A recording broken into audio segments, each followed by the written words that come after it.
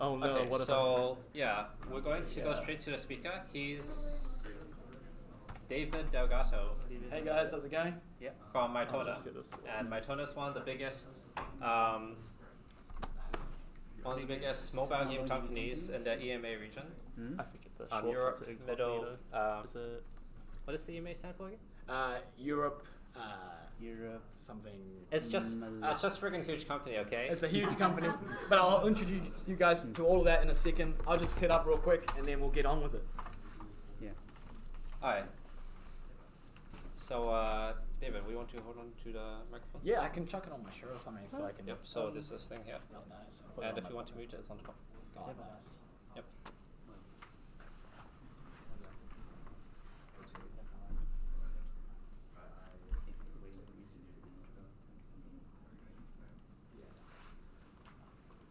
Okay, so the camera's here. Yep.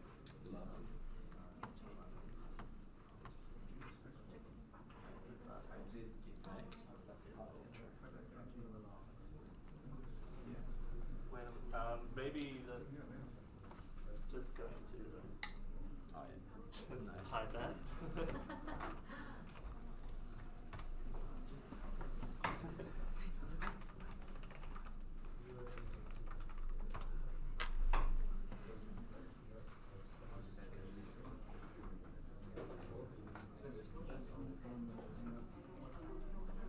That's my phone.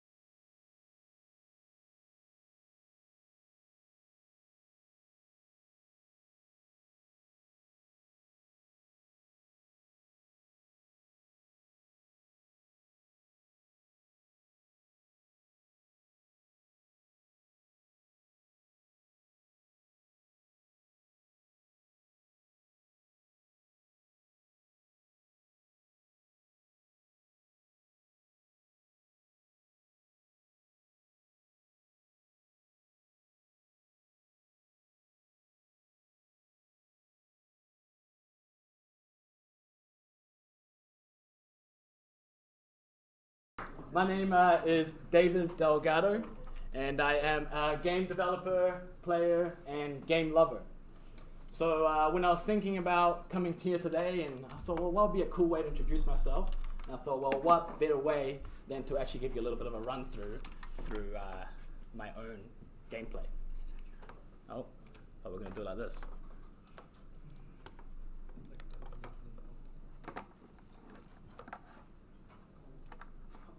Once it loads. Technology, 2021. Surely.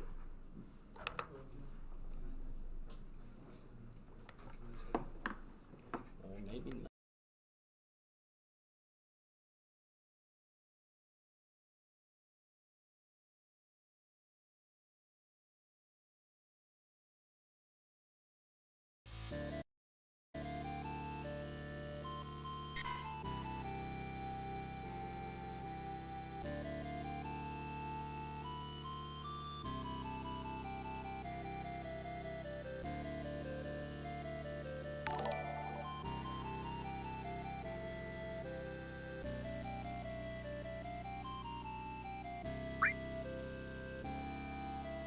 Our journey began in the South American lands of Venezuela.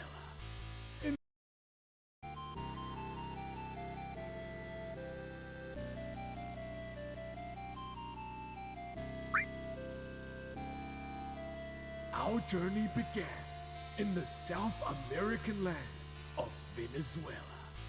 In the year 19XX, a boy, no, a hero, was born. He grew up playing games like Crash Bandicoot, Tony Hawk's Pro Skater, Spyro the Dragon, and Disney's Hercules. Our hero was tasked with a heavy burden when he surviving the treacherous playground despite the embarrassing moment when he... Oh, you're gonna skip my dialogue? Fine, be that way. How about when you were 8? Is that better? Fine. Cool, so at this point, I've gained a little bit more intelligence. I can cast some level 1 charm spells, but I still have a -2 to knowing what the hell a bandicoot actually is. But no matter, at level 8, I can actually start using a DLC that my parents may or may not have purchased for me. So let's dive into that. Lost in the land of the long white cloud, where kiwis roam free and sugar their toes, our hero found that despite his speech limit, he could not understand the local dialogue. But he knew, to survive, he would need to make allies, learn the common tongue, and master the elusive skill of self-confidence. There was only one place our hero could accomplish this feat. One place that would aid him in his journey. RuneScape. Oh yeah. Oh yes. Days turned into weeks. Weeks into months. Creatures were slain. Spells were cast. And trees, oh, they were cut. And before he knew it, David was ready to encounter the outer world. Things were starting to look up for our hero. Gaining experience and gaining levels was becoming an easier feat each day, both in RuneScape and IRL. That was until one day he faced his first ever boss. This was no ordinary boss, however. A boss known for creating more terror than the red Xbox Ring of Death. A challenge so great, it would put the last boss of Dark Souls to shame.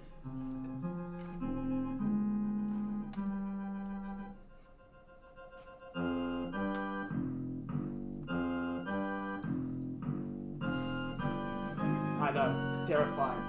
Terrifying. Well, don't worry guys, when you get to this point, at first it looks like you only have 3 options. But if you type in the Konami code, I guarantee you something special happens. So let's give that a go now.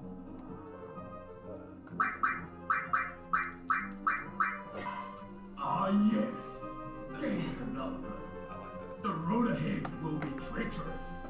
There will be many challenges. True. You, well, might not meet any girls, but True. it is 2018. We are working on it. Are you sure you wish to continue? What the heck? Let's go for it, eh? Ha! I wish you luck, adventurer.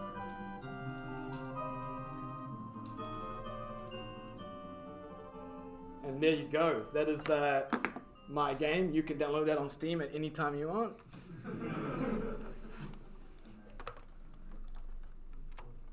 So a little bit of what you just heard there. So I was born in Venezuela and I moved to Auckland, New Zealand at the age of 8. I actually graduated from right here where you guys all are, in University of Auckland in 2016 with a Bachelor of Science, majoring in Computer Science. And currently I'm a senior software engineer or software game developer at MyTona. And as you know, I've always loved gaming, all sorts of games. Some of my most favorite games throughout my years have been Overwatch. Any Overwatch players here? Yeah, nice. Okay, a few. League of Legends. Anyone played League of Legends before? Okay, we got a handful. Okay. Monster Hunter. No Monster. Oh, okay, cool. World of Warcraft. One person. That's who you want to meet after this talk. All right, everyone, go see that legend over there. And over my 5 to 6 years since graduating, I worked in a handful of games, which I thought I'll give you a little bit of a run through now. So my very first project after leaving university was Audio Game Hub with Sonar Interactive. And this was my very first project straight out of uni with a whole bunch of freshly graduates. And we came together to make a bit of a different genre of game, I guess. Simple arcade games that catered to the visually impaired or blind users. So we use sound as our main interface, right? So we pan the sound left to right to show horizontal direction, and we move the pitch up and down to show vertical direction. What you see here on the screen, they're mostly for us for testing and things like that, and our users actually didn't use any of these visuals, and we're actually really good at all these games. Then after that, not too long after, I got a job offer to work down for Wellington-based studio Pickpark, where my very first project to work on was Rival Stars College Football. So Rival Stars College Football is a fantasy football simulator where you as the coach manage your team and train them, bring their stats to the best you can, and then form a cohesive team that can counter your opponents. And then when you can face off against other people and form clans and guilds and so on and battle it out. And then I worked on that for about 6 months, and at about that time, there was an opportunity in the studio to work on a console game, so a PlayStation 4 and Xbox One game. And I was super eager to jump on board, and with that, I joined the Farlab horse racing game team. And as the name suggests, this revolved around racing and training your horses in order to excel on race day and win rewards. Then you use those rewards to train your horses, to build up your stables, to manage your farm, and so on, and that loop repeats itself. And since it was a console game, it brought with it some larger scale features and challenges with it. We implemented full live multiplayer so that you can play with your friends, voice comms so you can talk trash to each other while you're racing. And I was on this project from start to finish, right? So I basically worked on this for 2.5, almost 3 years, and worked on everything from AI, multiplayer, UI, everything that you can see. I had a chance to get in on that. And it was, as you can imagine, it was a great experience because it really allowed me to dive into the deep end, and that's where you grow the most. Once we finished, because again, as I said, this was an Xbox One, PS4 title, we thought, okay, well, what do we do next? And we actually thought that we had the same opportunity, but on mobile. So we thought, okay, maybe we can port it over and target a different audience. And we did just that. With that was the birth of Rival Stars Horse Racing. Pretty much the same game, not gonna lie. It's set with a completely different emphasis on who our target audience was. So we basically, not reskinned the game, but we changed the themes to be more focused on the connection between the player and the horses themselves. while Far Lab was all about, you know, gambling and the action and the thrill of the race, Rival Stars horse racing is more about taking care of your horses and interacting with them. And so with that, we stripped out a whole bunch of high textures and assets and things like that, and also added a server to be the back end for it.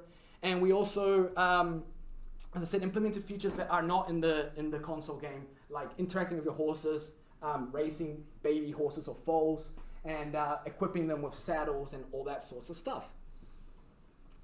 And then, of course, after being at PicPoc for about 3 years, I got a job opportunity up here back in Auckland to work for the place that I now call home, and that is MyTona. So since joining this amazing studio, I've had the privilege to work on 2 titles. That my current one is an unannounced project, so unfortunately I can't speak too much on that today.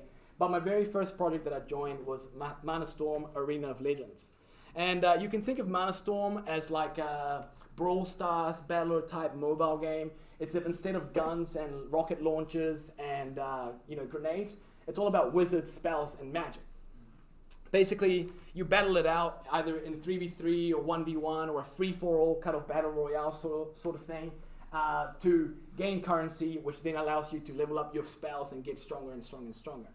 And just to mention, all these games that I've worked on have all been on Unity, so it's really cool to see that you guys are going to dive into that soon, because these are the sort of things that you could be making one day with that. But you're probably sitting here and you've never really heard of MyTona, and that's totally okay. We're a relatively new company in New Zealand, but we're pretty big overseas. So who are we and what are we here to do? Well, we are a game developing and publishing company, and we're here to make the world happier through our games. That's what we strive to do every day, and we're really privileged to be able to do that in a difficult time with coronavirus and all that stuff right now. It's a real blessing to be able to kind of give back to everyone and provide that joy to the world. So, as I said, pretty big company. We were founded in 2012 in one of the coldest regions of Russia, and that's here in Yakutsk. Not even joking, it's in winter, it gets down to minus 55 degrees Celsius, so like, you die, basically, right? No, but real, it's crazy cold, real hot in summer though. We have 4 offices in Russia, 1 in Singapore, and a new one now in Auckland, and we've been here for about 2 years. But as you can see, we have people working remotely all across the globe, but we're all united by one thing, which is our love to create high-quality games. So it started in 2004 with only 2 people, and we've grown exponentially, this year clocking over 1,000 people. And it all started with 2 teenagers. As you can see here, Alexei and Afanasy Ushnitsky. These are our CEOs, and like many of you, they love games, right? And one day, they came across an article about game development, and they thought, well, if someone can do this, then by all means, we can too.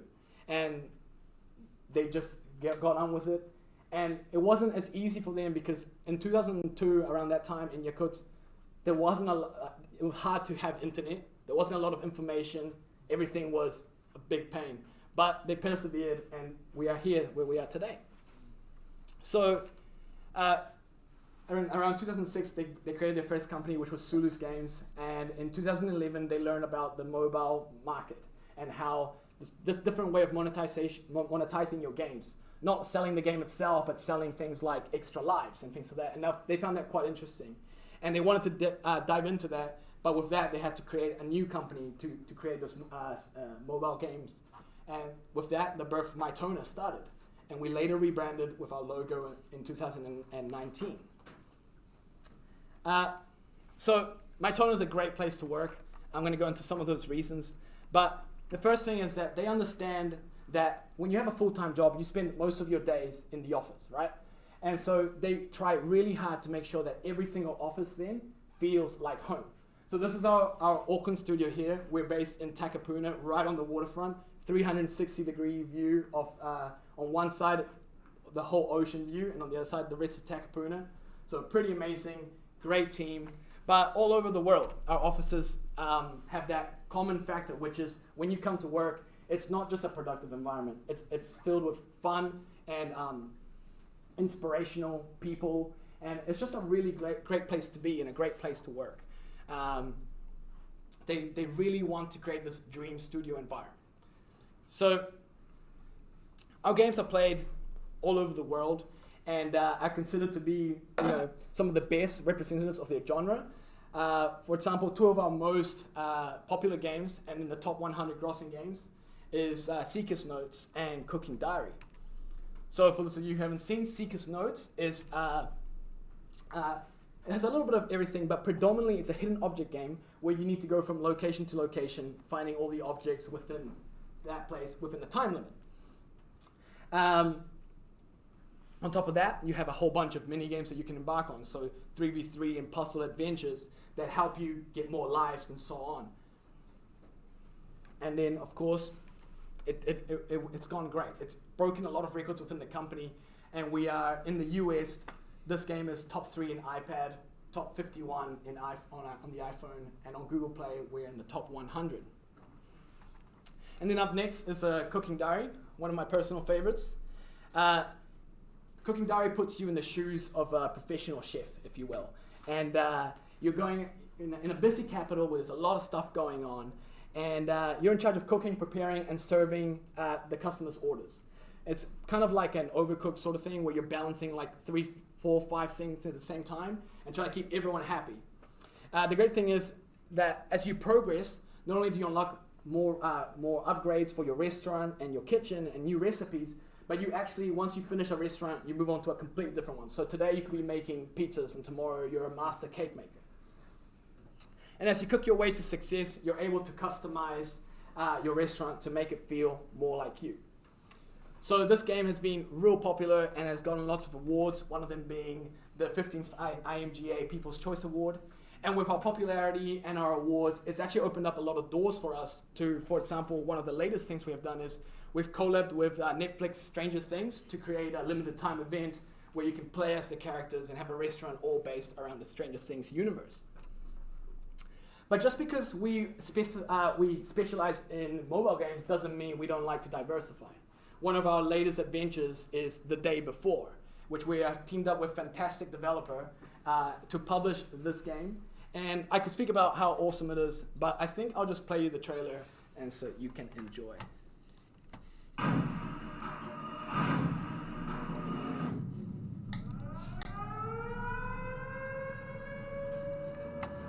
Welcome to the short gameplay demonstration trailer for The Day Before,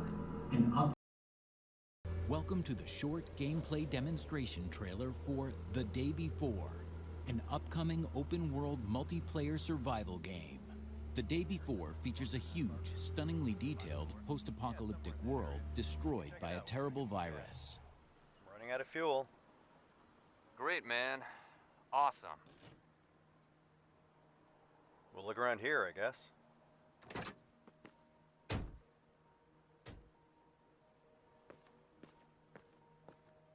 Shall we split up? Yep. I'll find out what's in the skyscraper. Okay, and I'll look around here.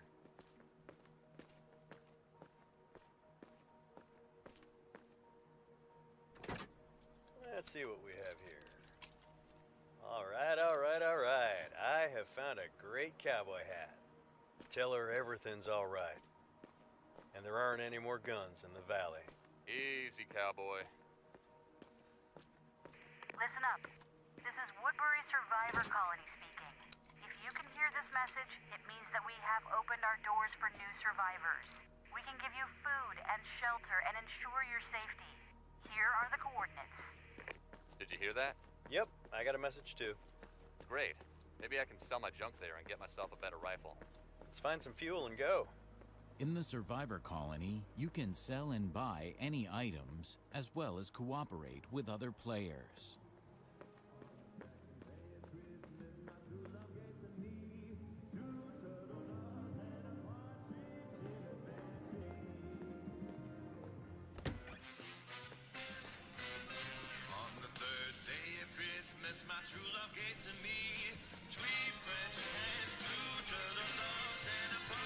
In The Day Before, you can enter abandoned buildings and take whatever you want.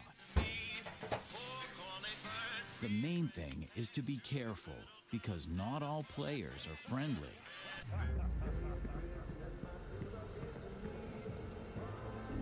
Let's pick up some supplies and get out of here.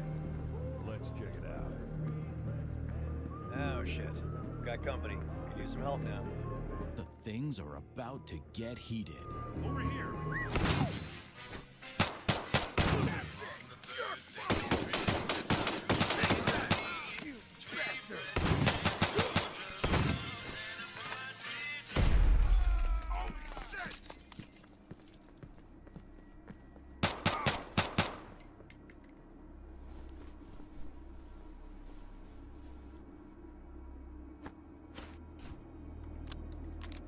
Dude, there's too many of them. I gotta go upstairs.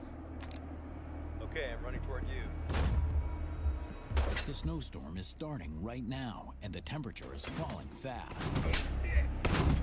Remember that when you shoot and make unnecessary noise, it can attract unwanted guests even more terrifying than other players.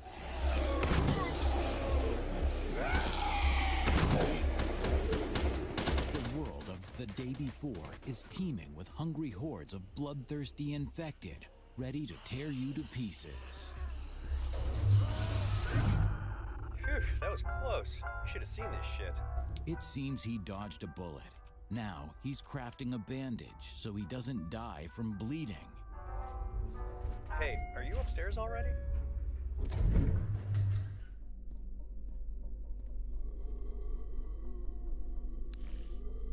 Shit.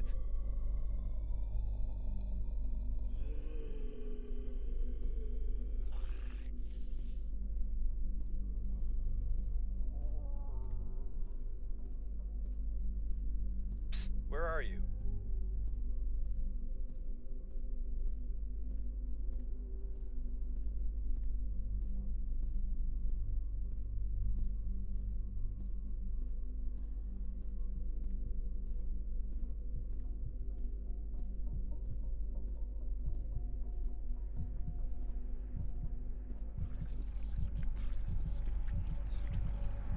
What the?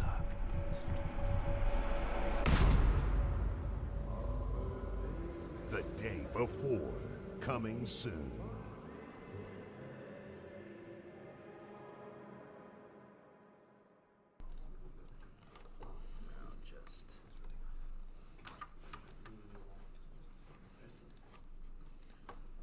Okay. But it's not just great games and amazing working conditions that make MyTona the dream place to work at.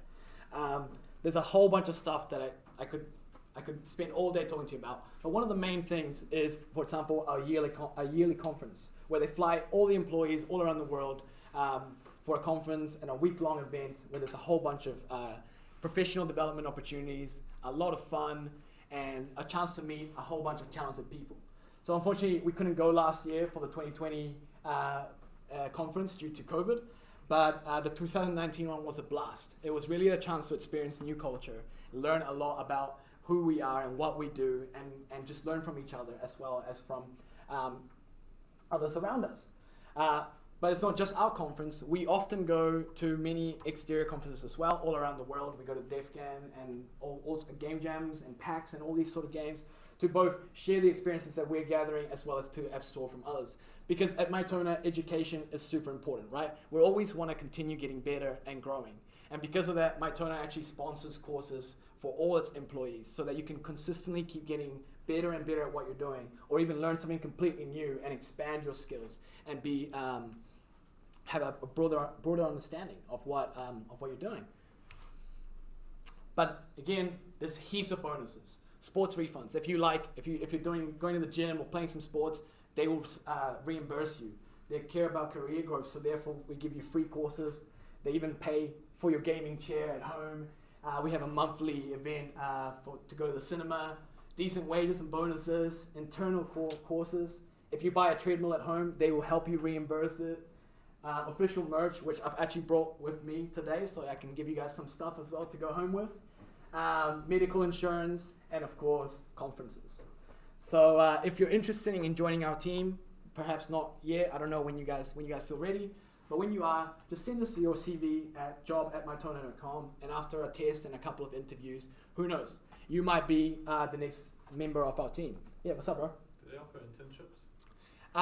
We get in contact with us, and we might do. Right now, we haven't had an internship yet, but it's something that we could possibly be looking into. So please feel free to send it through and send your interest. And yeah, we'll look into that. Thank you. No worries, man. Just by the way, feel free to guys ask any questions throughout the thing. All right, I'm not very formal here.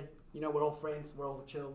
But it's actually, this is kind of the reason why I'm here today. Is I hope that by having a wee bit of a chat with you and taking a look at some of the things I've learned from my last 5 to 6 years, I'm able to equip you to land the job of your dreams, regardless of where that is or what that is, right? But fair enough. Enough about me. Enough about us. The most important thing here is, who are you? Right? Well, I believe that if you're here today, you're interested in gaming or game development in some way or shape. For example, maybe you're currently studying game dev. Maybe you're wondering, should I study game dev? Is it something that I'd like to get into? Or maybe you're just an outright gamer who heard that you can get paid to make games. So you're like, yeah, that sounds awesome. Let's do that, right? On top of that, you're maybe wondering, what is even a game developer? Is that even a real job? Like, how does someone even get into that?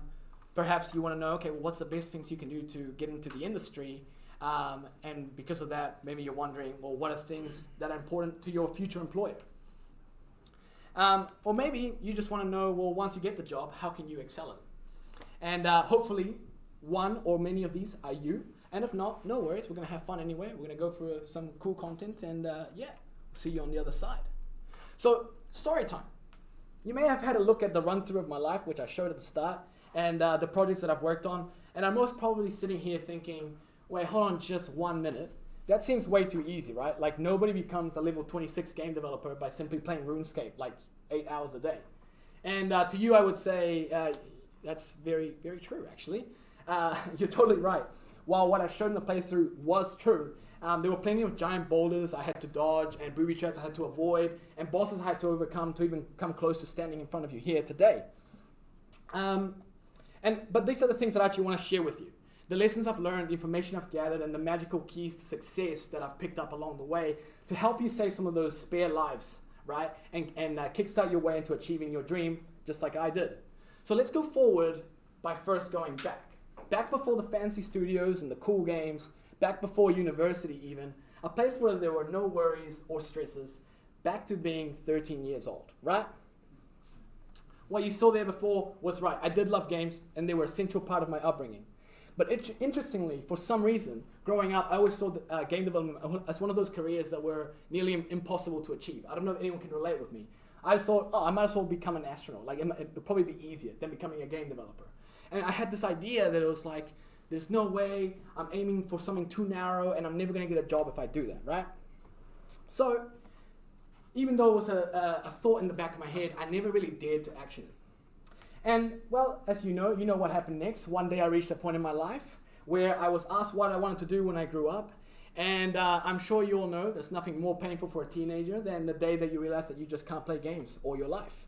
It's like hearing the words Santa isn't real, or I only play Teemo in League of Legends. It just hurts, right? So this is a hard enough question for any 13-year-old, let alone one with Latino parents. Anyone in the room have Latino parents? No? Okay, well let me help you understand what I mean, right? For any one of you, your career paths could be any of these, right? Now, when you have Latino parents, however, it's a little bit more restricted. Here are the options that Latino parents want to hear. You can be a dentist. You can be an accountant. Heck, you can even own your own Latino food truck. But just don't be a game developer. Like, if you tell them you want to be a game developer, what they really hear is, I plan to live in your basement for the next 30 years, right? And so, because I had this preconceived idea in my head, I never really pursued what I really wanted to do. So fast forward a few years later, and I was sitting in chairs just like you are today at university and taking a computer science degree. And once I graduated, I thought, well, I'm just going to work in something general. I'm not going to specify. I'll just be an IT developer doing whatever I'm asked to do in whatever company. But something really interesting happened, and I don't know if this was a strike of luck or a blessing from above, but once I graduated, I looked around and I couldn't really find any jobs that really looked that interesting. They seemed a little bit dull, or places where I wasn't really going to grow in or be passionate about, and I didn't like that. I wanted to strive for something better. And and this went on for a few days, right? A few weeks even. And I said, well, okay, hold on a second. If it's going to be this tricky to find a job being generic, why don't I just try specifying something that I'm really passionate about and then see how that goes? Well, there was only one thing I had to do first, and I still remember this day like it was yesterday. I woke up that morning, I had to slap myself into action, and had to work up the courage to tell my parents that I was going to be a game developer. Now, you guys got to know, I'm not a big risk taker, right? Like, my idea of taking risks is closing my eyes after I turn off my alarm before work every morning, right? So, like, this is already dangerous territory we're going into.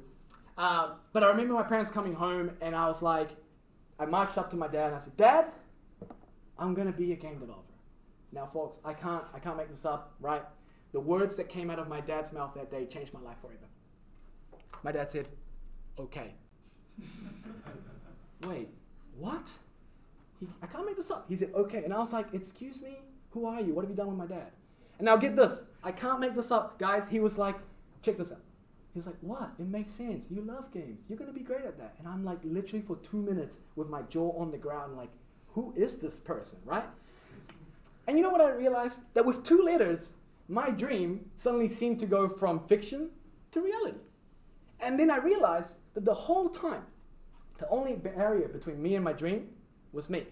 I was the one saying that it was too hard, that it was too narrow, that I was the one saying that it couldn't be done. I was the one creating these fictional obstacles in front of me.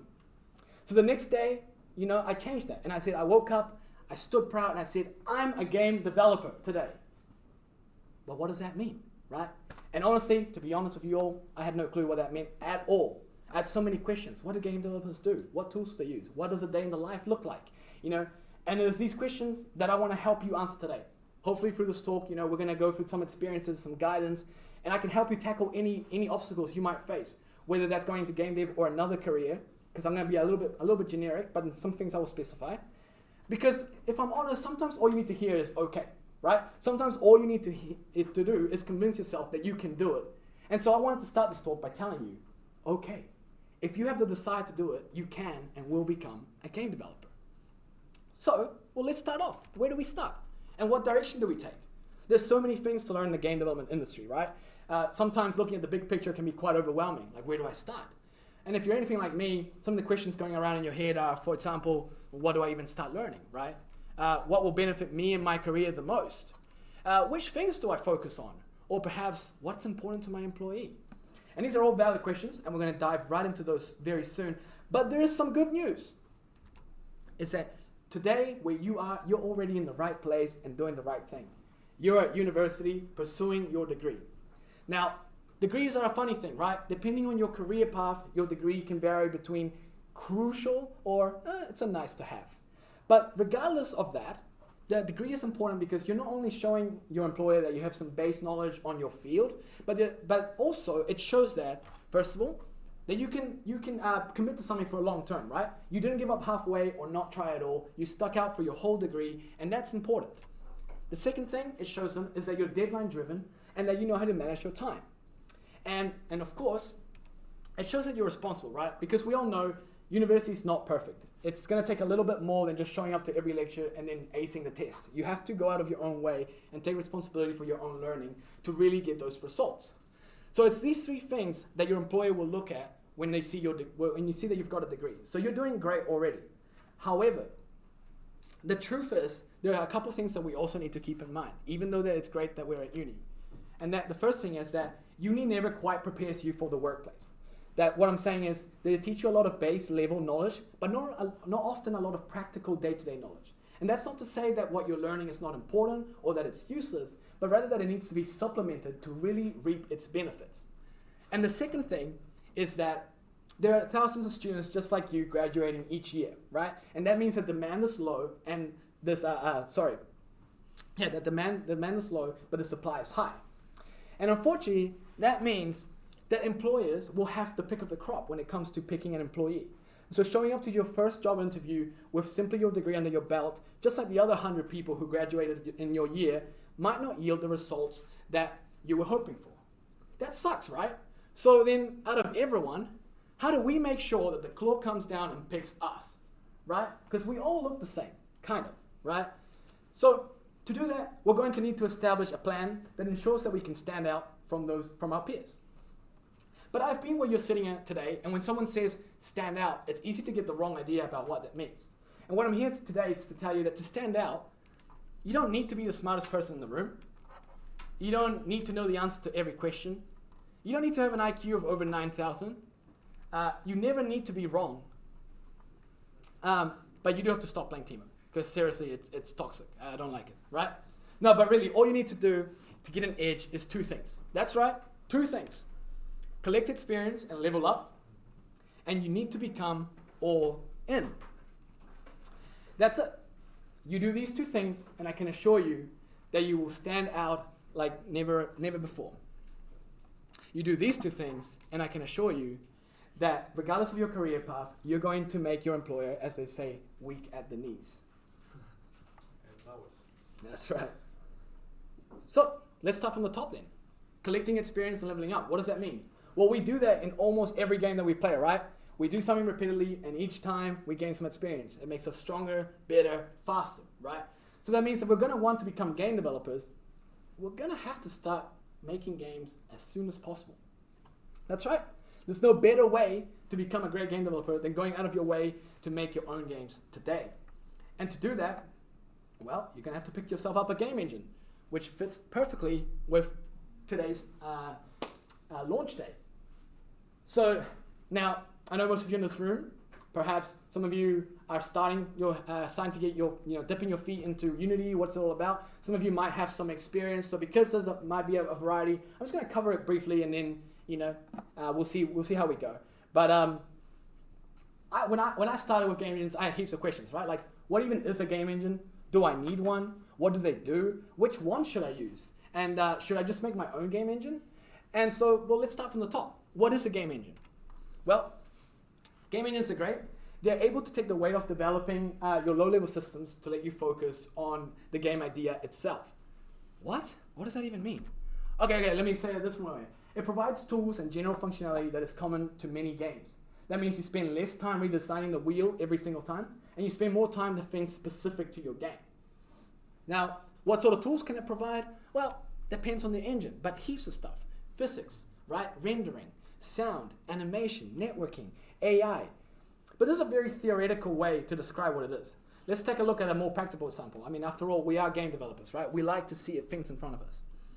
So let's say that you've been given the title of Chief Construction Engineer in your town, and you are tasked with the construction of a sturdy house for each family in the neighborhood. And while you yourself love building and you want to give back to your community, you acknowledge that there's going to be a bit of a time constraint here, right? And you want to be as efficient as possible. So what do? Well, you could go out and find the nearest iron rock and mine it, and then get the ore and smelt it, and then hammer it into the shape that you need to create a hammer, and do the same thing for a screwdriver and every single nail, right? Then you could go and find a nearby tree and cut it down, and then shape it and get the wood and put and stockpile all the resources you need so that you can begin building your first house. But that doesn't sound very efficient, right? Not very time efficient or energy efficient, right? It would take months just to create all the tools you need before you even start building your first house. Or, right, what we do normally nowadays is we take a trip down to the nearest Bunnings warehouse, right? And we purchase all the materials we need, all the tools, and you can start your project today, right? So I guess what I'm trying to say is a game engine is kind of like Bunnings warehouse, except without the great sausage sizzle outside, right? That doesn't come included with it. So instead of having to create everything from scratch, it can provide you with all the tools that you need so that you can work on your future games, your current and future games, immediately, and spend much less time creating your tools and more on the game itself. But David, there are lots of gaming companies that don't use a third-party engine. Should I just make my own engine? That's true, my rather observant friend. That is very true. A lot of big game companies indeed do not have use third-party engines, right? In fact, MyTona does as well. We use Unity, we use Unreal, and we also have our own in-house engine. But this makes sense though, because think about it. Third-party engines like Unity or Unreal, they're trying to cater to a wide audience, right? because they want to be able to give tools to people, all sorts of different type of developers for all different types of genres of games, right? So they have to be generic, right? They can't specify. But what if you wanted a rounded door, but Bunnings only stocked rectangle doors? And at that point in time, it's probably better for you to go and make your own door. And that's why AAA companies often tend to work on their own engines. But they also usually have the budget and the manpower to do so. So should you build out your own game engine? Sure. I mean, it's a bit low level. It could be a bit tricky. But of course you can. As long as you know that you won't really be making games, you'll be making a collection of tools to help you build your games and your future games in the future. So then, okay, well, what's the best game engine for you? And that's an important question, right? Like, it takes time to learn a game engine. There's a lot of functionality, a lot of tools, and things to dive into. So we might as well make an informed decision. Well, the reality is it's a bit of a personal decision for you, right? There are some things to take, but there are some things you can take into consideration. For example, functionality. What tools does it come with? If you're making a 2D game, does this engine that you're picking have the best rendering for 2D, right? Maybe you want to have a look at performance, right? Game engines add a bit of an overhead to any game, right? So if you're making a tiny little game, using the biggest, baddest engine out is probably not going to be worth it, and it's going to be a lot of overhead on your project. What platforms does it support? You know, are you trying to release on Xbox or just mobile phones? Is it updated frequently? And how much does it cost? These are all things that you might want to take into consideration. But Unity is a really great one to start with because it provides a large spectrum for you to work with, right? You can make very simple games. You can make quite complex games. So if you're not sure, I really recommend Unity. But it's important for you to consider even what role you're doing. If you're not a developer, there are some engines that perhaps cater to your needs a bit more. For example, in Unreal, if you're not a coder, you can use the blueprint system to create some basic functionality, right? But also, have a look at what studios you potentially want to work at and find out what game engines they work with and start getting familiar with those. Okay, great. I should go and learn a game engine. But how? Well, great question, everyone. I'm glad you asked. And luckily for you, it is 2021, right? We're in the age of information. There's literally nothing you can't find out with a quick Google search. If you can go on Google and find out how to make a desk fan out of carrots, you can find out how to be a game developer. So if you're anything like me when I was back where you were, you don't even know what you don't know, So I remember downloading Unity for the first time and already thinking I was going to make the next Call of Duty. I was like, yeah, I'm so pumped, let's go. It's going to be awesome. I opened up the engine, I'm like, wait, what? How do I move the square? It's real simple stuff. And because engines are massive tools. And so if you dive really quickly in without much guidance, you might find that you get a little bit lost. So to avoid that, I really recommend picking yourself up a book or a YouTube video, or even coming to workshops like this where you can be guided step by step and very quickly learn the do's and the don'ts and the way to do things. And then as you learn more, you can make slightly more complex games which require more knowledge and so on. And if you're following on with a tutorial, I really recommend while you're doing it, write down the things that you would like this game to have, right? And once you finish, build upon that, try adding those features in for yourself. Make the game your own, get creative, and put your own twist on it. Because remember, game development is an art, right? We're supposed to be here having fun. So what are you putting into it that's different? But I do have to mention, just before we move on, there's a balance between finished and overdoing, right? What I mean is, yes, it's important to get your projects done because you're building your portfolio and that's something cool that you're going to be able to show your employer. But guys, this is really important, right? Sometimes you just have to know when it's best to start over, right? And start something new. Why do I say that? Well, you guys are still young. You guys are learning heaps of stuff real quickly. And sometimes it's better to just start over with your new knowledge than to build on bad foundations and make this bloated project that is just, as I said, it's got bad foundations. So find the right balance between you want to complete something, but yeah, don't spend ages on it. Work on something new. Once you feel like, okay, I'm a better developer today, okay, let's start something new. So build your portfolio, but find the right balance between quantity and quality. So which coding language should I use? And again, very popular question, but quite simply, well, first make sure it's a language that's supported by your game engine of choice, right? But also I would say coding language doesn't matter too much, because as you move from company to company or even project to project, you're going to find that you're going to have to learn a different language anyway. And it won't be too hard. I mean, it's a little bit of an overhead, but once you know how to do, for example, an if statement, you know that you want to do an if statement no matter which language that it's in. So it's just a little bit of an overhead there. And so I believe the question is less about what language should I know and more about how you use the languages that you know. In other words, can you design or can you architect? So let me go back to my previous metaphor just to illustrate. So you know how to hammer a nail into a piece of wood to attach it to another piece of wood, right? And that's great. But while you're building it, do you know what you're actually building and how it's going to fit with other pieces that you're going to have to build later on? Do you know what the end goal is meant to be, and if that goal is the most ideal for the overall system? You know, as a developer, it's important that you understand and take pride in being tidy and understanding that you've got to be structured when you write code. You're not just a code monkey. You're not just rolling your head on the keyboard. You're actually designing a system that it will itself have to interact with other systems. So when you go and create this piece of the puzzle, you not only have to make this piece work great, but you also got to think it's going to fit into this piece great as well, right?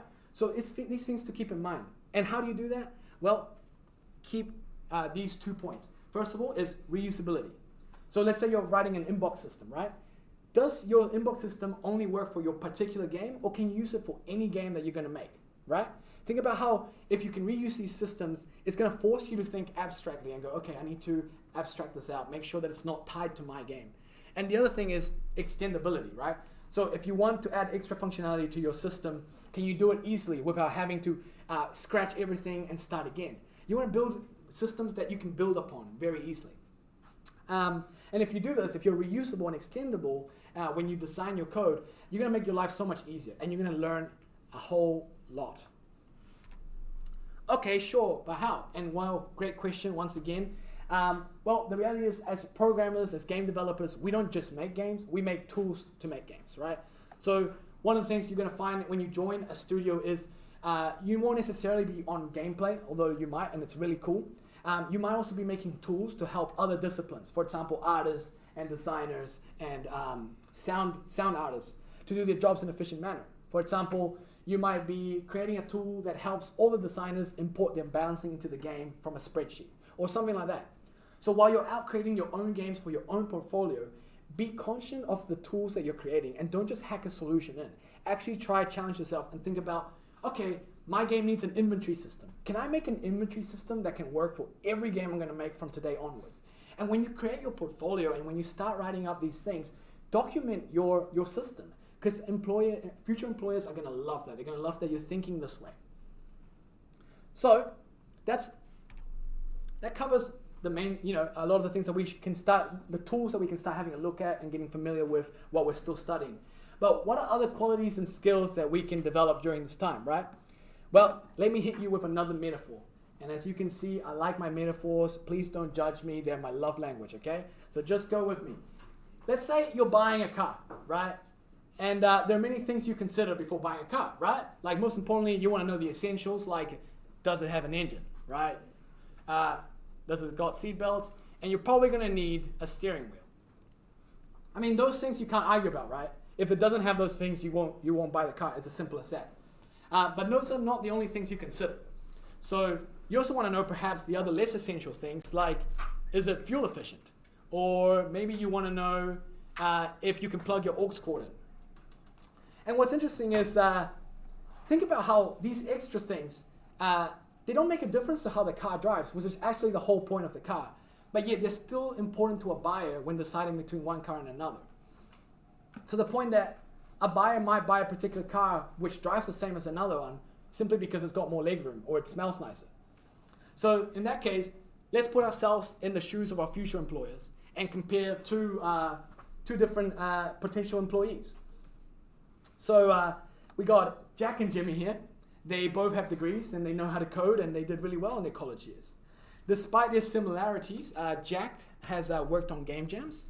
He has experience working as a team because he's been involved with indie games. And because of that, he's deadline driven and he knows a little bit about all that stuff. Jimmy, on the other hand, he smells nice and he knows what a bandicoot is, and always fills in League, right? Who do you hire, Jack or Jimmy? You 100% hire Jimmy, right? I mean, he fills in League. He puts the legend in League of Legends. No, but seriously, am I making sense? You want to be able to sweeten the pot as much as you can for your future employer. So the more skills and experience you have, the better. And even if they seem small or unrelated to game development, never feel like if it's not directly related, it's not going to benefit you. There's a lot of things that actually will seem like assets to your future employer when they're looking at two profiles like this. And then you might be thinking, okay, sure, David, but how? And seriously, by now you should know I'm getting to that. So relax. Well, to be completely honest with you, it all comes down to your attitude, right? The only person responsible for your growth is yourself.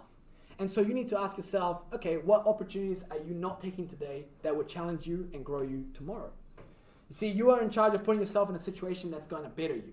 No one else. When you spot something that you could be better at, dive into it. You get nervous doing public speaking, go do a talk at the Game Developers Guild, right? You aren't very good at Teemo, go play more Teemo. Wait, no, don't go play more Teemo, please. But sadly, nowadays we're being taught just to stick a label on ourselves and move on. And think about it even in a school scenario. It's happening all around us. There's so many times where kids are going to school, right? They're going into their math classes, they're not really paying attention, they're not really doing their homework and not putting in the effort in. And time goes by and you start doing bad in tests and these kids, they're not doing so well in class anymore because they've missed essential stepping stones in their learning. And after a while of this, right, of not doing good in exams and in classes, they begin to label themselves and they say, well, I'm not good at maths anymore, right? And then they grow up all their lives telling themselves that maths is not their thing. But this is wrong because suddenly this false label that you put on yourself or they put on themselves or the world has put on them, they don't even begin to attempt to do things like become a doctor or a lawyer or an engineer or an accountant or anything math related because of this one thing that they told themselves when they were younger. But guys, today I want to challenge you. I don't want you to be like that. I think that's a limitation for yourself. You need to overcome and dive into your weaknesses today as soon as possible. So you're not good at maths? Okay, well, how many times are you going home and practicing your maths, right? You're not good at communicating? Okay, how often are you going and talking to a random person, right? The saying success comes from failure is true, ladies and gentlemen. And the thing is, by putting a label on yourself that says, I'm not good at this, what you're really saying is, I'm not willing to fail at this. And that is unacceptable, right? You're responsible for your own growth. And you're responsible for putting yourself in these situations and scenarios where you're going to be uncomfortable. Why? Because it's through these situations that you're going to grow and develop yourselves. Ultimately, you're going to fail your way to success. So don't be afraid of failing, right? That's a very key thing. You're not going to get it right on the first time. It's not going to be perfect on the first go. It's going to take you money and attempts, but don't be afraid of failing. Love failing. Fall in love with failing because that's how you're going to reach success, right? So what are you doing today to make yourself a better person than you were yesterday? And so with that thought, it leads us to the second point that I mentioned that we need to do to stand out. And that is the question that we need to answer the question, are you all in? And you're going, okay, David, all in what? What do you mean? Well, in three things. Are you involved? Are you an investment? And are you intentional? So, these aren't just keys to game development. These are keys to your professional career. And if you're not taking notes today, this is what I want you to go home with. This is the important stuff. This is the stuff that you should leave here today holding on to. So, let's look at the first one. Being involved. What does that mean? With what? And who can you be involved with? Especially right now that you're still studying at uni, right? Well, simply everything and everyone that you can. As I said earlier, when you're fresh out of uni, employers don't really have a lot to go on, right? So any little thing counts. So when making a hiring decision, if you happen to have a connection with someone in the studio, for example, that can really work for you, and if they can vouch for you, your chances of getting a job there increase exponentially. But it actually goes beyond people who work at the studio that you want to work on. You never know who's going to be able to vouch for you and spread the word about you and talk well about you. And so your aim is ultimately to be well known within the community of game developers, with all the people in this room. So when you do that, doors are going to start opening before you, right? You're going to hear about opportunities, and it's going to be like a snowball effect, right? So it might take a little bit, it might be a bit awkward, but as you get to know more people, that's going to snowball, and it's going to get easier and easier and faster. So refining your craft is great, it's important, it's essential, but it's equally important to create, develop, and maintain these relationships with other people in the industry. And as we were talking about earlier, before I jumped on, you can do that in heaps of ways. I mean, first of all, you're starting in the right place. You're at the Game Developers Guild. This is the best place to start off, right? There's people in this room who are already in or interested in the industry. So get to know someone, get to know each other, become one, become a unit. And as we also mentioned, there's also events like the Auckland Game Dev meetups once a month, where people, both hobbyists and professionals, go, as well as the New Zealand Game Developers Conference, which is once a year. Again, great opportunity. Take the 3 days off and go and learn stuff. Meet future employers, companies, see what people are interested in, what they're after, how they're thinking. Take part in the community and begin making connections here and there, and even if it takes some time to get started. And now I know what you're thinking. You're thinking, okay, all right, David, how the heck am I supposed to finish my degree, become a great game developer, get to Diamond in League of Legends, and also maintain meaningful relationships with every single person I meet? Well, quite simply, you can't. I gotta be blunt, you're not gonna be able to. You can't invest into all your relationships at that degree, even if your life depended on it. But especially not when you sleep for a third of your day, you have to go to uni, you have other responsibilities to tend to. So you can't, you simply can't. And so I guess the question is less about how many people you're having great connections with, and more about who you're focusing your attention on and at what degree, right? So a good rule of thumb is give 80% of your energy and time to your top 20% of people, and the other 20% to the other 80. That way you're not burning yourself out, but you're still keeping strong connections with those people who you believe are the most important in your journey and in your career. And that's something that you need to consistently be evaluating as you move forward through seasons in your life. The other reason why I say it's important to be involved is because teamwork makes the dream work, right? What do I mean? Well, employers love to see that you've worked in a team in some fashion, in some way, even if that's not a professional level. And that's because being in a team shows that to your employer that you're responsible, right? You can be given a task and be expected to finish it. It shows your employer that you can work with other people, that you know how to interact with others. It shows that you know how to handle deadlines as well, right? Very similar to like why we come to uni. It also shows that you know how to calculate your time and your costs and manage that within a project. Shows that you're respectful, right? That you treat others with respect and you care about others. But most importantly, it shows them that you're willing to step out. It shows them that you made a decision to say, no, I'm not just going to sit at home and wait to be placed into a job. I'm actually going to do something beyond that, right? I'm going to choose to better myself each day and try something new. And all these things, they just add more and more value to who you are as a persona. So with that, make sure you go and collaborate in a team environment of some sort.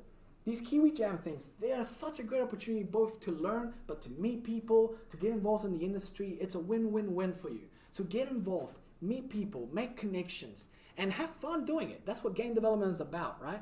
Be part of the community. The second point, very important, is are you an investment? Because I have to be blunt here, but I hear a lot of times, David, I can't get a job because I don't have experience, but nobody's going to give me a job. I can't get experience because nobody will give me a job in the first place. So it's like, what do I do? And the reality is, I heard this before, I believed this myself before, but I've learned differently. Now, I want to start letting you know that while this is very common perception, it rarely applies. And because the truth is, the companies aren't really dumb. They know that when they're going to hire a junior or a graduate, developer, that you're not going to have much experience or wisdom or knowledge or maybe even skills.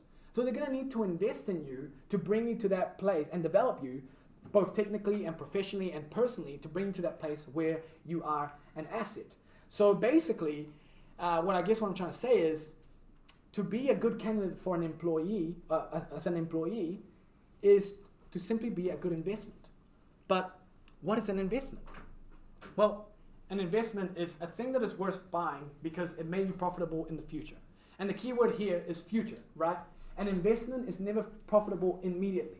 You're not going to get hired and be an asset. A lot of the time, you're not going to be an asset straight off the bat. If you are, that's amazing. But know that that's not expected of you. Because when I came out of uni, I thought, oh my gosh, I need to know everything. And what if I fail? And what if I'm not good enough? And it's like, the reality is, they know. They know that you might not know things. The important thing is, are you a good investment? What is a good investment then? Well, a good investment is one that produces a high return whilst involving as little risk for the investor as possible. That's just business 101. So what are some of the things that make a good investment? Well, are you able and willing to learn, right? So do you have an attitude for growth and passion? Are you for learning new things and improving yourself every single day? Are you passionate about what you do, right? Do you come in and sort of just try to get the day on, or are you actually putting love into what you're doing every day? Are you striving for excellence, right? Do you do the best that you can with what you have, or do you do enough with what you have? It makes a big difference. Do you have a malleable character? Malleability is the ability for metal to bend without breaking. And so in the same way, are you someone who can be worked on and shaped and grown? And that's very important. As well as, are you a positive influence in your workplace, right? Are you a light when you walk into the room? When everyone's stressed, are you able to lend a hand and keep calm? Are you engaging and loving? And do you care about those people around you? The thing is, companies are aware that you're going to be a liability way before you're going to be an asset. So the real question they're asking is, how long is that going to take? And that answer is up to you, right? These are the things that universities, unfortunately, it's not going to teach you. And these things that no one can really prepare you to have. You need to make a conscious decision to walk out of this room and say, actually, I'm going to pursue excellence. I'm going to pursue passion, and so on. And my last point tonight is about being intentional, right? I can't talk really enough about how important it is to be intentional, but basically the word means doing something on purpose, deliberately stepping out to accomplish something. Guys, unfortunately, growth does not happen by accident, right? If we're going to be people who are looking to be successful in our lives, we need to be intentional with our growth. It's just the reality. And being intentional means not living a life driven by your emotions, but driven by your choices, right? So to give you an example, let's talk about, let's say, the gym, right? I mean, especially when you're in the routine of things, you never really wake up and I'm like, oh, I'm so keen to go to the gym for 6 hours today. Not really, right? It's hard work. It's tiring. You could be doing something else. You don't really want to. You know it's good for you, but you don't really feel like doing it. But if you choose to do it, then you're being intentional, right? But putting the gym example aside, this can happen with all areas of our lives, right? You see, our bodies and minds are literally created to take the path of least resistance. We don't want to work, but we need to train ourselves to start following our decisions rather than our feelings, because the choices that you make today are going to impact the future that you have tomorrow. So, do I feel like getting up early? Not necessarily, but I made a decision that I was going to be better. Do I feel like going to work and putting on a big smile after a long week? Maybe I don't feel like it this week, but guess what? I told myself that I was going to be a positive influence, and so on and so on. I mean, folks, hear me out. If for one day you started living the way you were feeling, you'd just be lying in bed all day, just eating and sleeping. We feel like doing what we're comfortable with, but then how are you going to grow? We feel like just doing enough and then calling it a day, but then how will you avoid mediocrity?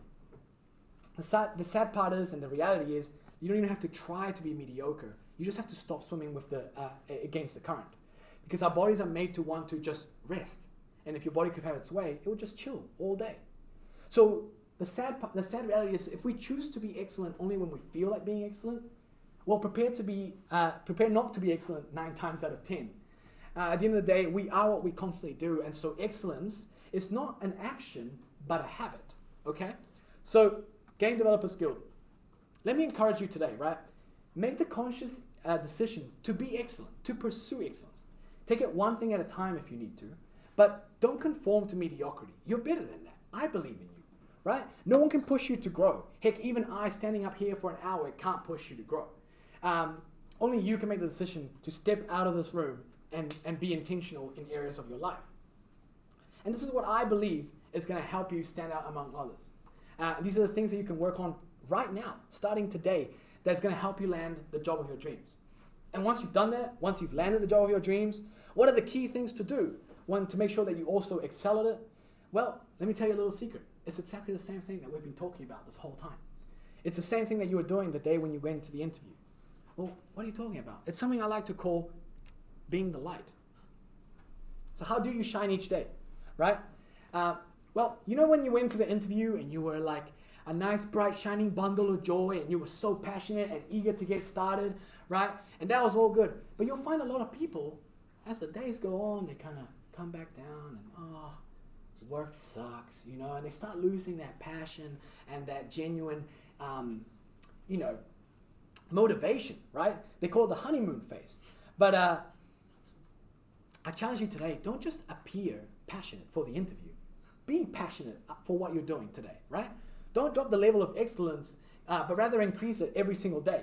Not by putting on a fake smile or by putting on a false sense of energy, because you're not going to fool anyone. But rather by taking what I'm saying today and making it your own, making it what drives you every morning, right? Because these are not only tools for finding a job, but also to shine in heaps of areas in your life.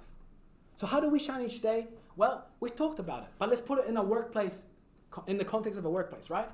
Well, we sponge knowledge from others, right? That's tied to being involved, right? So kneel yourself to these people around you. Sponge up their knowledge. Seek wisdom, right?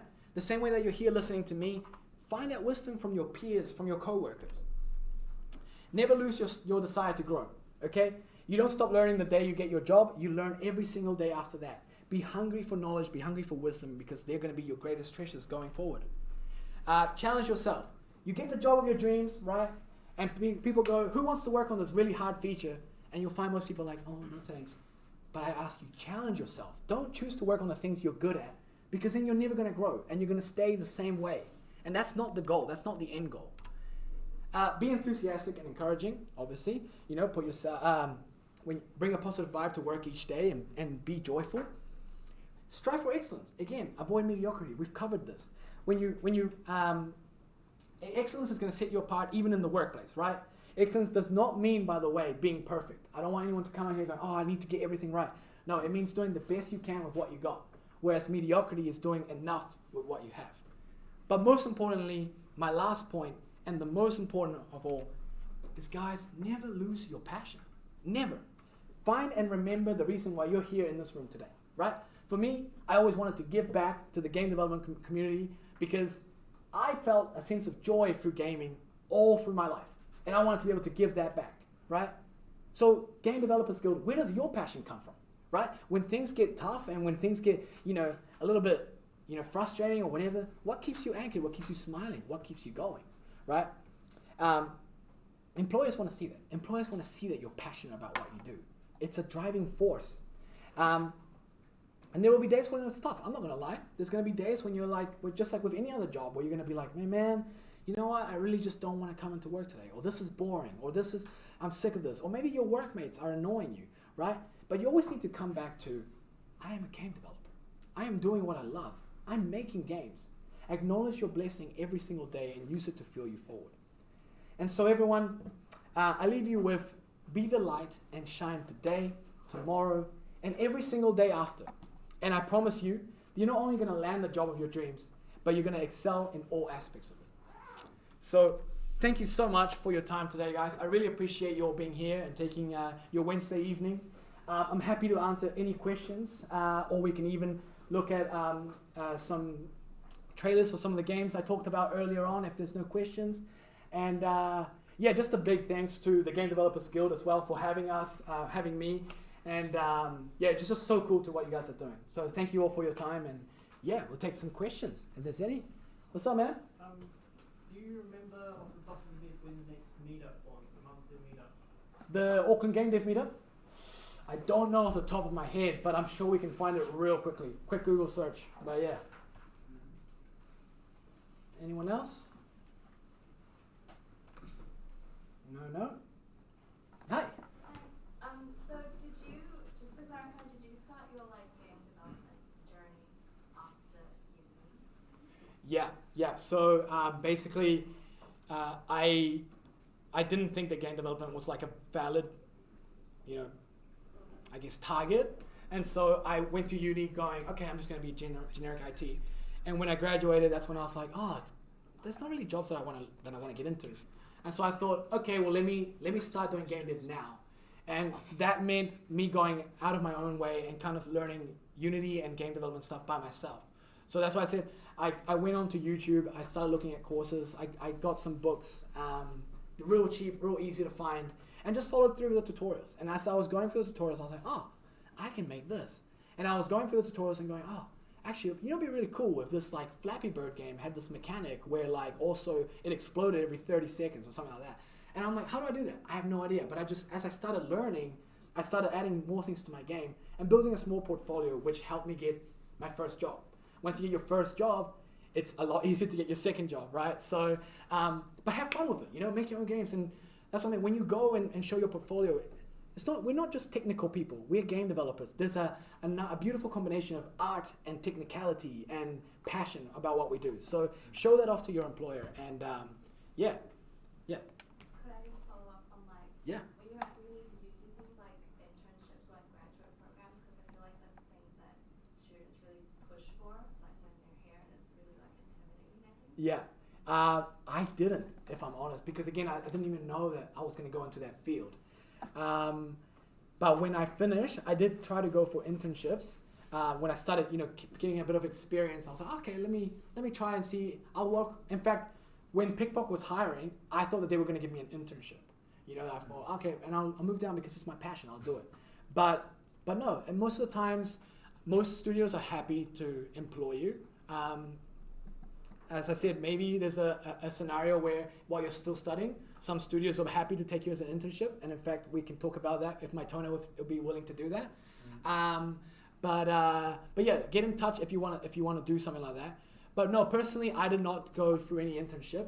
As I said, my first project was that Audio Game Hub title, and it was while it wasn't like a salary-based compensation, we ran a Kickstarter and we were being compensated in other ways.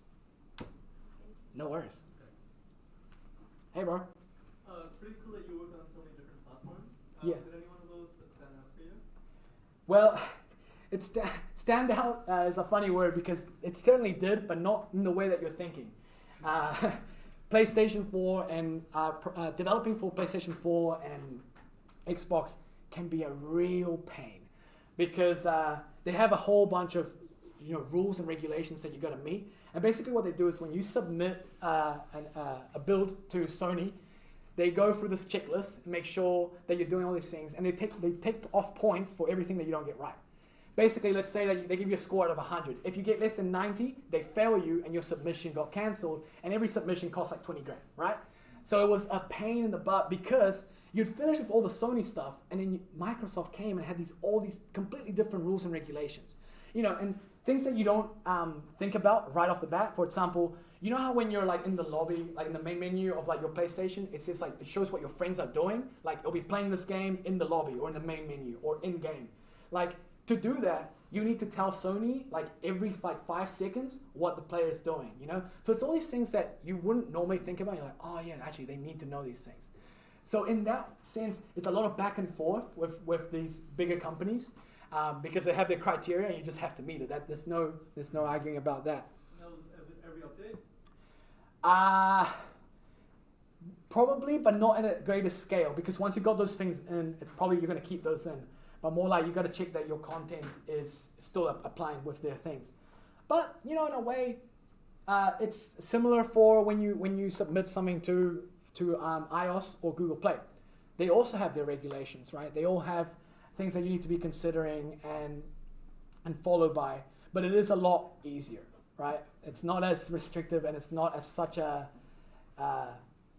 demanding process. Because I remember we took like a couple months just to submit. We had all ready and we just trying to submit. Nope, they didn't like it. Okay, no, and you're scared because 20 grand is no joke. You know what I mean? You're submitting a game. You're, oh my goodness, I don't want to cost the company 20 grand, but yeah, but it was really interesting to beyond the submission stage. It was really cool to design a game where we knew, I guess from the start we knew we were going to port it over.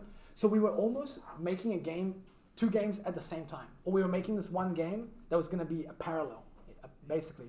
So when there was time when we finished the console game, we very quickly switched out the services to make it work instantly, basically. But that's only because we started off going, this is going to be a mobile game one day, so let's build it as if it could be both. And then we just stripped out the assets. Was that pretty similar to Zoom, or was that like a completely different teams working on it? It was... So the biggest factors of porting it over to mobile was, first we had to do a back-end server, right? So instead of on the PlayStation, you know, you hit a button, it would check, do you have that much currency? Yes, okay, take it. Now it would be like, hey server, I need to buy this horse. Can you please check the price of this horse for me? Server goes, that horse is $1,000. Okay, server, I'd like to buy the horse. And the server is the one that goes, yes, you have enough currency, or no. That way we can't, if you hack your own game in single player on the PlayStation, nobody cares. But as soon as you bring it to mobile and you're playing multiplayer with a lot of people, now hacking is a really big problem. And so now you can't just trust that your client knows how much money it has, right? You have to go to the server and ask it, hey, how much money do I actually have? Can I actually afford this? Okay, awesome, right? And so those are the sort of things that took a while to build. So I actually, as soon as we finished the console game, I moved on to server side. And that's when I had to learn, I learned at Auckland Uni, I don't know if are you guys doing Python for comp sci? Is that what you guys start off with? Yeah, so I was the last year of Java when I was here. And then I learned C# for Unity. And then when we did servers, I had to do Python. So I've been, experiencing a whole bunch of languages. And that's why I said, even though it is a bit of an overhead of learning stuff, once you know how to do like a for loop or an if statement, right? You know that that's what you want to do, and you might just have to Google, okay, how do I do this here? But yeah. I was saying, porting it over, so the back end, and also just optimizing it, because obviously you have so much RAM and storage to work with before, and then suddenly it's like, oh my gosh, we need to make this run on not even the top end devices, on even like lower end devices. And so you start creating things like, for example, on a PlayStation 4, you know the specs, right? So you just make your horse models are one model, and that's it. For a mobile phone, you can't just trust that everyone's going to have the same specs in the same device. So you have to use what we call LODs, right? And so for a kind of crappy phone, we use horse textures, which are kind of squarey, like Minecraft looking, if it's a really bad phone and it can't handle it. For a high-end phone, it's like mean. It's like, it looks like a PlayStation 4, awesome. But not every phone can do that. So there's a lot of stuff that you got to be thinking about throughout it. So yeah, it took a lot of optimization, and that obviously takes time. And of course, implementing all those features. Actually, if we have time, I'd love to show you guys the trailer so that you can see the comparison, because it's quite cool to see. Is that all right, bro? Joe? You got time or not? No, so I've got time for one more question. Oh, okay, cool. No worries. Yeah. Easy as. Yeah. Any more questions? Hey, bro. Oh yeah, so I remember for the Game Hub from a few years ago. Yeah, cool. I was actually there when you launched it at the Game Dev meetup. Oh yeah, cool. You were doing a countdown and stuff. Yep, we did it. Yeah. Yeah, how did that go? And why did you decide to work with a bigger game company instead of sticking with doing things in your own team? Yeah, cool. We were at the Game Dev meetup, and we announced, I think it was a Kickstarter that we launched that day, right? Yeah. So the first part of the question is, it went really good. There were a lot of blind foundations that got involved and really pushed the project to its success, right? 'Cause we got, I think, over 150% in the Kickstarter. But we had a few people give some money, but it was mainly the big blind foundations that really collabed and really pushed money through it. So that's what turned out to be the success of the project. Beyond that, I left because, first of all, it was more of a student-based project rather than an employment opportunity, right?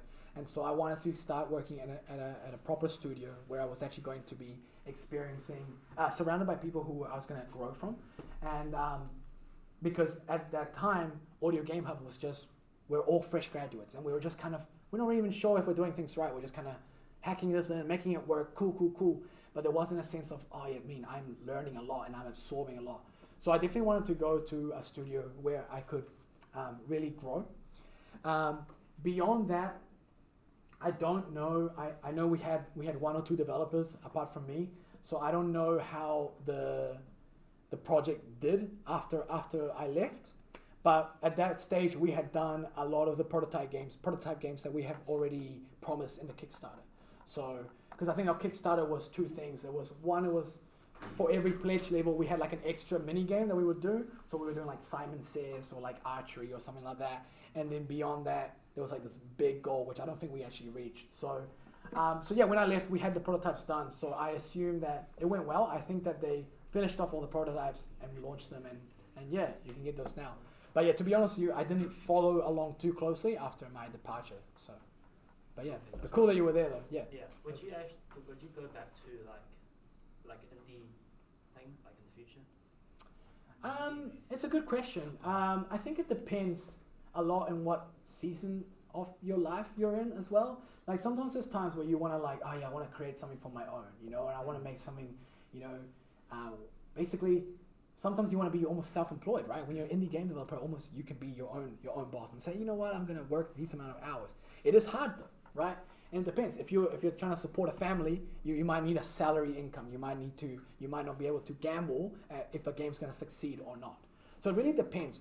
Personally, right now, I'm looking a little bit more future-oriented. I'm going, okay, I need to actually grow my career, absorb as much knowledge as possible, and be in a position where I can, if I'm going to start a family, for example, I want to be, you know, I want to have a good, stable job, right?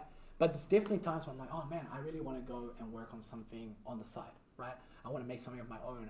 I see something like we were talking about earlier, like you see something from Zelda and you're like, man, it'd be cool to make a mobile game just based on this mechanic. Like, and I do that sometimes. I go and work on stuff and I'm like, oh, that's really interesting.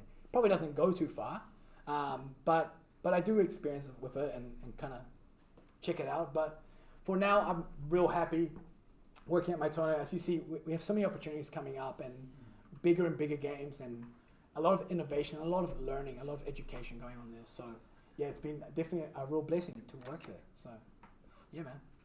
Thanks for answering. That was insightful. Awesome. Thanks, man. Yeah, thank you so much, David. Cheers. Thanks, guys. Thank you all. And first, you actually have something. Oh, thank you so much, man. I appreciate it. Yeah. And guys, I got some stuff for you guys as well. Yeah, so, definitely. So yeah, we'll pass it along right now. Yeah, sure. So this one now. So yeah, like that.